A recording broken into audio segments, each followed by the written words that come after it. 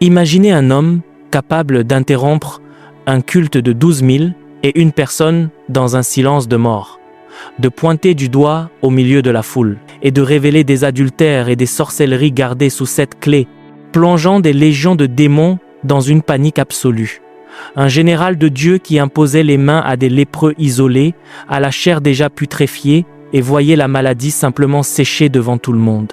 Un cancer en phase terminale disparaissait sur un seul de ses ordres. Mais il y a un détail qui va vous faire exploser l'esprit. Il avait un tel dégoût de la célébrité qu'il passait des nuits entières à pleurer sur le sol, suppliant Dieu de lui retirer son don de guérison pour que le peuple cesse de chercher des miracles physiques et soit guéri du péché. Si vous avez le courage de découvrir ce qui arrive quand un homme renonce à une fortune millionnaire pour dépendre aveuglément du ciel, ne quittez pas l'écran des yeux. Découvrez Bart Singh, l'Élie de l'Inde. Votre foi ne sera plus jamais la même après aujourd'hui. Pour comprendre l'avalanche de miracles et le réveil violent qui a balayé l'Asie à travers la vie de Bart Singh, il est strictement nécessaire de revenir aux racines profondes de son arrogance. Né en l'an 1903 dans la région du Pendjab, en Inde, il n'est pas issu d'une famille humble, brisée ou nécessiteuse. Il est né avec une cuillère d'argent dans la bouche, entouré par l'orgueil, la richesse et la rigidité implacable de la religion sikh. Dès son enfance, Bart Singh a été forgé pour être un leader influent, un homme de bien et surtout un ennemi féroce et déclaré du christianisme. Dans son esprit orgueilleux, le message de la croix était une faiblesse occidentale méprisable, une religion de vaincus. Sa haine pour le nom de Jésus était si viscérale, si aveugle et si chargée de préjugés que, durant ses années d'étudiant dans une école missionnaire en Inde, son plus grand divertissement était de se moquer ouvertement de la foi chrétienne. Les récits historiques de sa jeunesse disent qu'il éprouvait un plaisir presque sadique à déchirer les pages de la Sainte Bible devant les chrétiens, s'efforçant de mutiler les Écritures juste pour prouver la supériorité de sa propre culture et son mépris complet pour l'Évangile. À ce moment-là, si quelqu'un avait regardé ce jeune Indien altier, au turban impeccable et au regard supérieur, il n'aurait jamais imaginé que le ciel avait déjà tracé une cible mortelle en plein milieu de sa poitrine. Cependant, le plan de Dieu pour pulvériser l'ego de Bart Singh nécessitait de le sortir de sa zone de confort religieux. En 1926, poussé par une ambition humaine gigantesque, il fit ses valises et traversa le monde pour se rendre en Angleterre afin d'étudier l'ingénierie mécanique au prestigieux King's College de Londres. C'est là, au cœur de l'Empire britannique et entouré par le glamour séduisant des années folles, que les épaisses murailles de sa religion traditionnelle commencèrent à s'effondrer. Loin des yeux vigilants de ses parents et des exigences de sa communauté, le jeune étudiant s'abandonna complètement aux illusions du monde occidental. Dans un acte de rébellion absolue contre ses propres traditions sacrées, il prit une décision impensable pour un sikh rigoureux.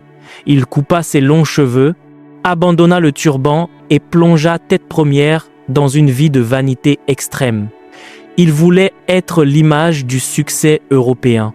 Il portait des costumes luxueux faits sur mesure par les meilleurs tailleurs de Londres, fumait des cigarettes chères, fréquentait les théâtres les plus en vue, buvait avec des amis et dépensait des fortunes dans les fêtes de la haute société. Il regardait l'Angleterre, une nation qui se déclarait chrétienne, et n'y voyait qu'hypocrisie, dévastation et vie superficielle, ce qui nourrissait et validait encore plus son dégoût pour tout ce qui concernait Jésus.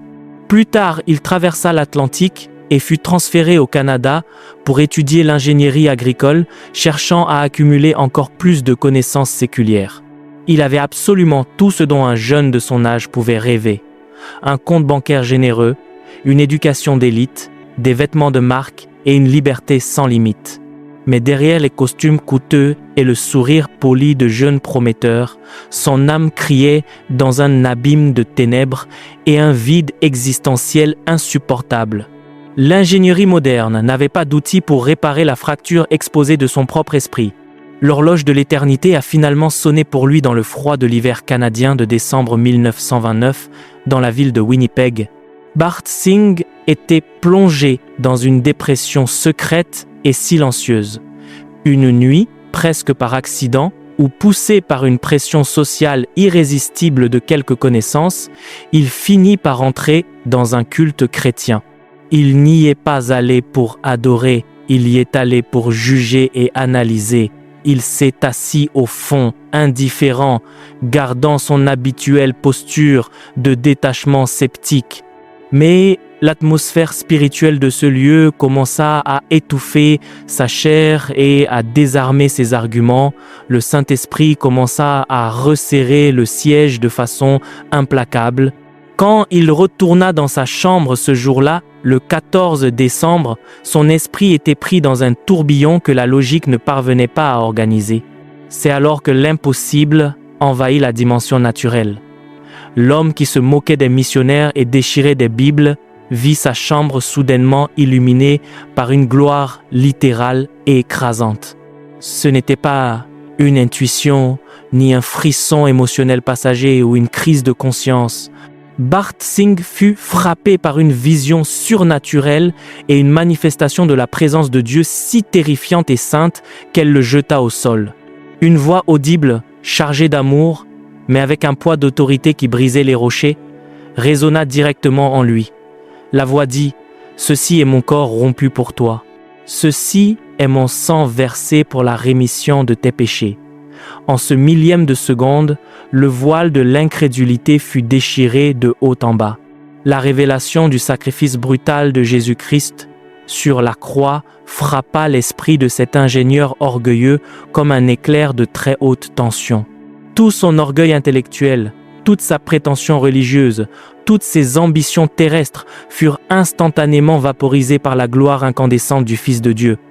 La haine ancestrale se changea en pleurs.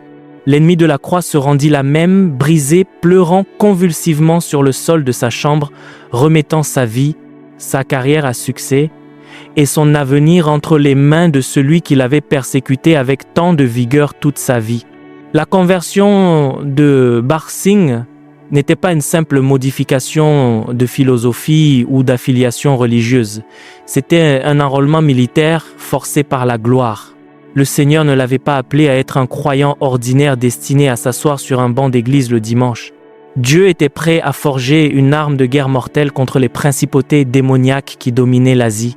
Et pour que cette arme fonctionne, l'épée devait passer par le feu purificateur de la dépendance absolue. Peu après son salut dramatique et violent, le Saint-Esprit imposa 3 conditions terrifiantes pour son futur ministère. 3 vœux radicaux qui sépareraient définitivement les garçons des généraux de Dieu. Premièrement, il ne devait rejoindre aucune dénomination, organisation ou secte chrétienne établie afin de pouvoir servir librement tout le corps du Christ sans être enchaîné aux politiques ecclésiastiques et humaines. Deuxièmement, il ne devrait plus jamais, pour le restant de ses jours, faire ses propres plans. Son agenda, ses voyages, ses logements et ses décisions seraient gouvernés de façon exclusive, aveugle et quotidienne par la voix du Saint-Esprit. Et troisièmement, la condition la plus effrayante pour l'esprit humain, il ne devrait jamais, sous aucune circonstance de douleur ou de faim, révéler ses besoins financiers ou matériels à aucun être humain. Il ne demanderait jamais de dons, ne suggérerait jamais qu'il avait besoin d'argent, de vêtements ou de billets de transport. Il devait dépendre totalement et exclusivement de la providence miraculeuse de Jéhovah Jireh.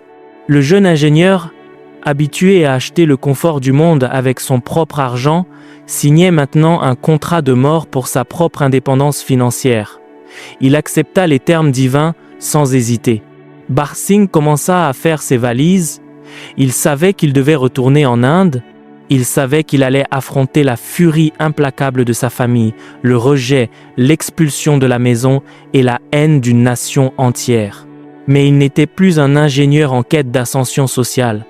Il était un homme mort qui marchait avec le feu du ciel dans la poitrine, prêt à incendier le continent asiatique d'un bout à l'autre. Le pacte de mort au monde et de dépendance exclusive au ciel fut testé presque immédiatement dans un scénario implacable. Avant même de poser le pied en Inde pour initier son empire spirituel, Bart Singh fut pressé contre le mur de la provision dans le rigoureux et brutal hiver canadien de 1929. Le monde entier s'effondrait sous l'effondrement financier de la Grande Dépression. Et le jeune Indien, qui autrefois gaspillait la fortune de sa famille en costume anglais, se vit soudain réduit à vivre avec quelques misérables centimes en poche, suffisant seulement pour acheter un peu de cacao clair pour ne pas geler de froid. Ses chaussures étaient percées, la neige entrait par les trous et ses pieds saignaient. L'esprit logique d'un ingénieur hurlerait pour qu'il envoie un télégramme urgent à ses parents riches ou demande un prêt à ses amis de l'université. Mais le vœu de la dépendance aveugle criait plus fort dans son âme. Il avait promis à Dieu qu'il ne révélerait jamais ses besoins à un être humain. Il serra les dents, plia les genoux sur le sol glacé de sa chambre et présenta sa cause exclusivement au tribunal du ciel. La réponse divine humilia la logique humaine. Peu de temps après avoir prié, alors qu'il marchait dans les rues de Toronto en silence absolu sur sa douleur, un parfait inconnu traversa la rue, marcha dans sa direction, le regarda dans les yeux et, sans aucune explication rationnelle, lui remit de l'argent liquide, précisant spécifiquement que c'était pour qu'il achète des bottes neuves pour l'hiver. À cet instant précis, sous la neige canadienne, Bart Singh eut la preuve irréfutable que le dieu Delhi contrôlait encore les finances de la terre. Il était prêt pour la guerre. Son arrivée en Inde, au début de la décennie de 30, fut le théâtre d'une collision brutale entre le prix de l'onction et l'amour familial. Ses parents, membres orgueilleux et influents de l'élite sikh, attendaient au port le retour triomphal du fils ingénieur, qui apporterait honneur, richesse et prestige international à la lignée familiale. Au lieu de cela, celui qui descendit du navire était un homme qui portait une Bible usée, les yeux en flammes et la déclaration non négociable que Jésus-Christ était le seul Seigneur de l'univers. Le choc fut dévastateur. Sa famille supplia, menaça, tenta de le soudoyer et, enfin, la fureur sikh s'empara de la maison. Bart Singh reçut l'ultimatum final. Soit il renonçait au nom du charpentier de Nazareth, soit il serait déshérité, expulsé de la maison et effacé de l'histoire de sa propre famille. Sans hésiter une seule seconde, il choisit la croix. Le jeune homme, né dans un berceau de houreau, fut jeté à la rue, sans droit à son héritage, sans toit pour dormir, et rejeté par les personnes qui l'aimaient le plus. Pourtant, l'enfer commit une erreur stratégique catastrophique en le laissant sans rien à perdre. Un homme qui perd tout à cause de l'Évangile devient la créature la plus dangereuse et la plus indomptable de la face de la terre. Libéré des chaînes de l'argent et du prestige familial, il descendit dans les rues poussiéreuses et brûlantes de l'Inde, commençant à prêcher sur les places publiques et les bazars bondés avec une fureur spirituelle que la nation asiatique n'avait jamais vue. Il n'avait pas de microphone, ne possédait pas d'équipe de marketing et ne comptait sur le soutien d'aucune dénomination étrangère pour parrainer ses besoins. Il vivait sous un ciel ouvert, là où les miracles de provision se produisaient en pleine rue. Les traditions orales les plus anciennes du réveil indien racontent qu'une nuit noire, alors qu'il marchait dans les rues d'une ville inconnue, il entendit les pleurs désespérés et amers d'une mère. En s'approchant, il découvrit que son bébé criait de faim, mais que tous les magasins, marchés et portes de la région étaient déjà fermés. Bart Singh n'offrit pas de vaines paroles de consolation.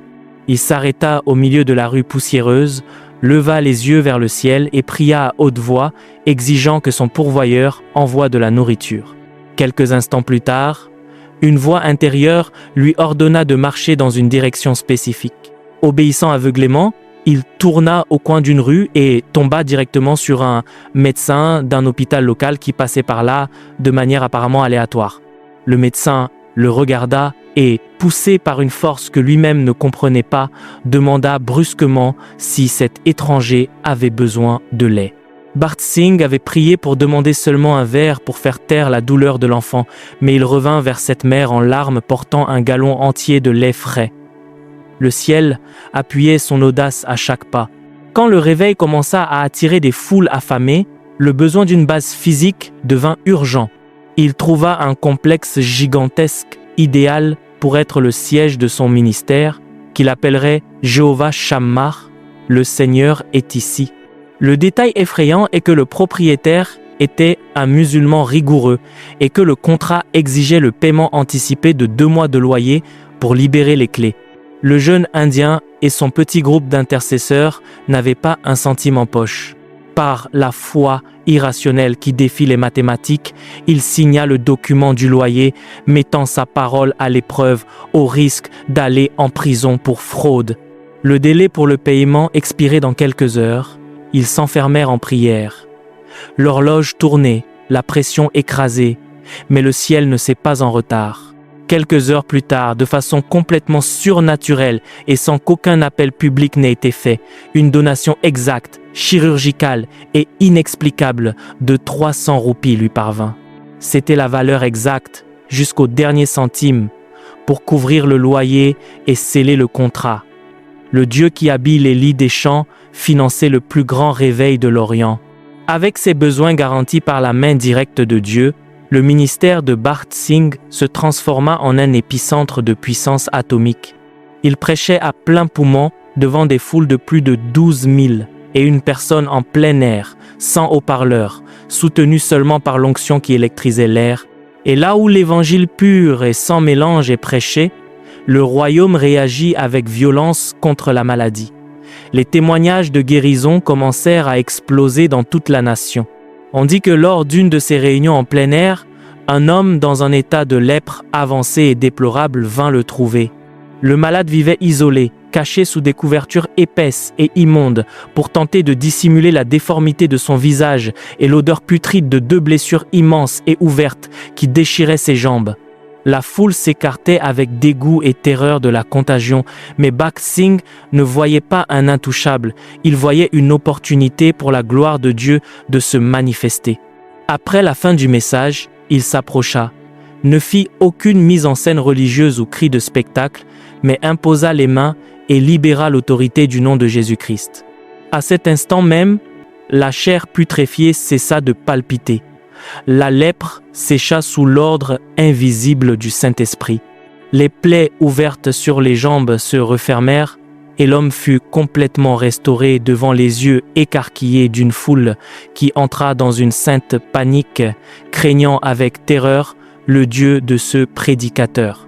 La tension du pouvoir augmentait chaque jour, détruisant des rapports médicaux irréversibles. Les archives du réveil indien conserve le témoignage horrible et magnifique d'une femme consumée par un cancer du poumon en phase terminale.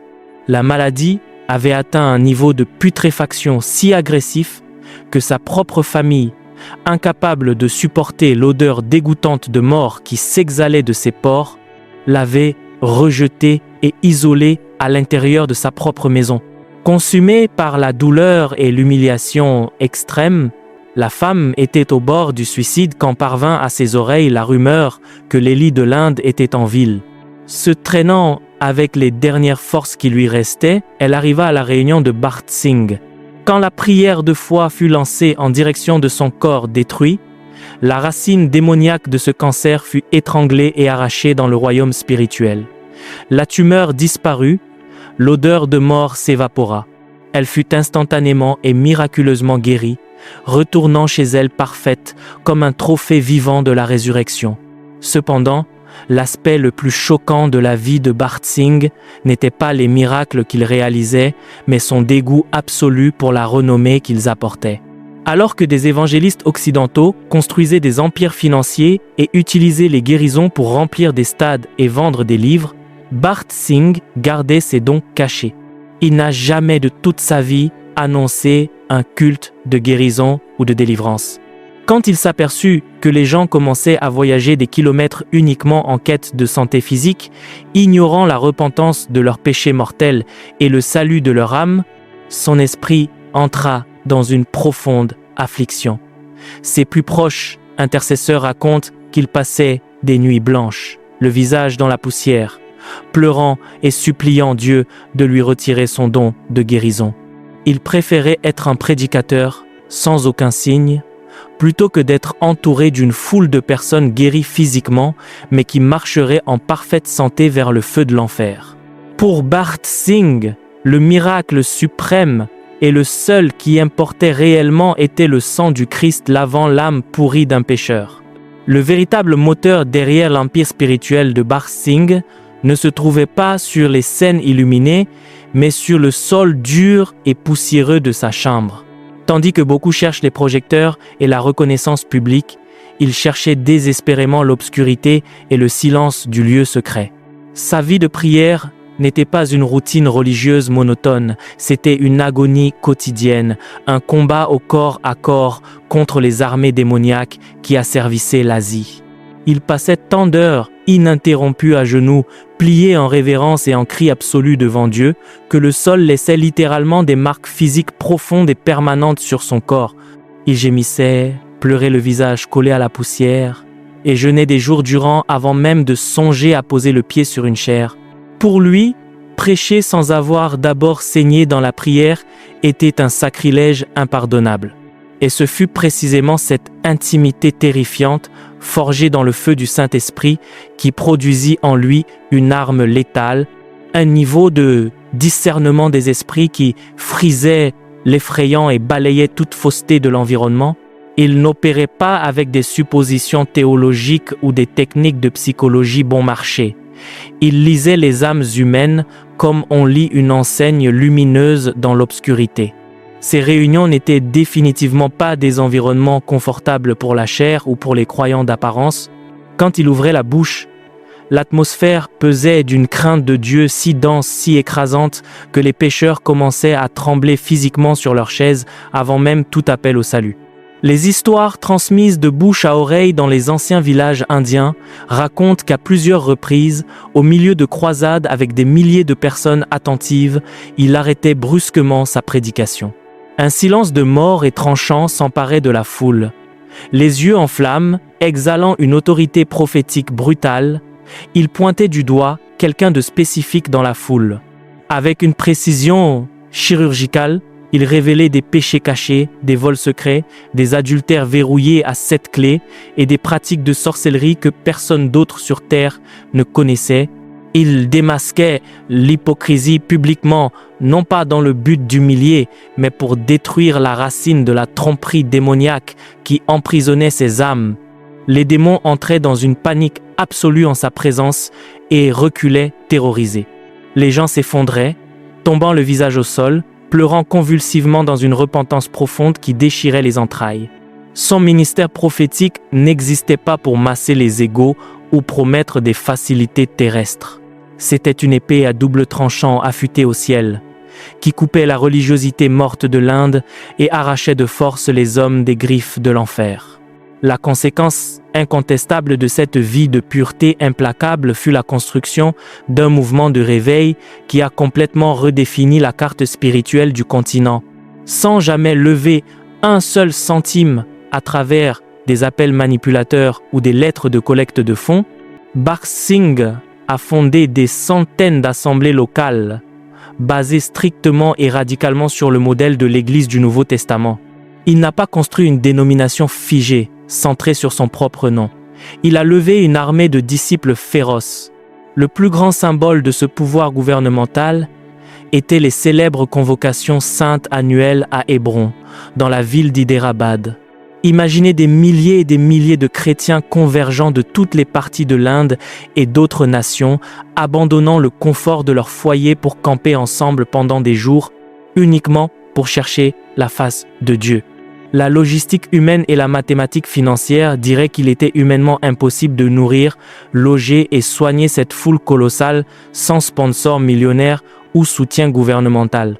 Mais Bart Singh pliait simplement les genoux et priait, et comme une horloge suisse réglée par le ciel lui-même, des camions lourds chargés de sacs de riz, des tonnes de légumes et de fournitures, arrivaient chaque jour de sources complètement anonymes.